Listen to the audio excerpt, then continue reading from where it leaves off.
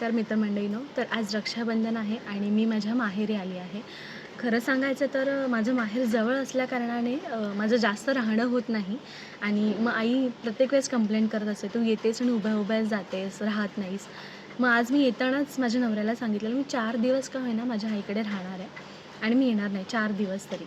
आणि आता मी आलेली आहे माझ्या माहेरामध्ये आणि आजची जी रात्र आहे मी ती शांतपणे झोपणार आहे. जेव्हा मी सकाळी उद्या उठणार आहे, तेव्हाच माझा अलार्म असतो ना, तो माझ्या मोबाईलचा अलार्म नसणार आहे. तो अलार्म माझ्या आईच्या आवाजाचा असणार आहे. जे "पूजा अगं उठ, वाजले किती? कळतंय का? एवढा लेट कोण झोपतं का?" हा तिचा नेहमीचा डायलॉग ती मारणार आहे. आणि ह्याची आधी सवय होती. लग्नानंतर आता ती सवय तुटली आहे. पण उद्या जेव्हा ते शब्द ऐकणार आहे, तेव्हा खरंच सांगते फार बरं वाटणार आहे. आणि उठायचं, फ्रेश व्हायचं, मस्तपैकी आईने केलेला नाश्ता करायचा, तोही आयता. आणि आईने विचारायचं, "तुला काय खायचं आहे?" आपण काहीतरी सांगायचं आणि आईने बनवून दिलेलं खायचं. पप्पांनी यायचं, "तुला काय बाहेरचं हवं आहे का?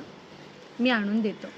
आणि त्यांनी आयतं आणून द्यायचं आणि खायचं. मस्तपैकी माझ्या दादाला एक मुलगी आहे छोटीशी, तिच्याबरोबर खेळायचं, गप्पा गोष्टी करायच्या आणि मनसोक्त जगून घ्यायचं.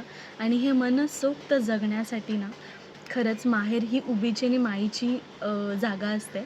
आणि प्रत्येक मुलीला हे माहेर किती जवळचं असतं सांगायची अजिबात गरज नाही. ते शब्दात सांगणंच कठीण आहे.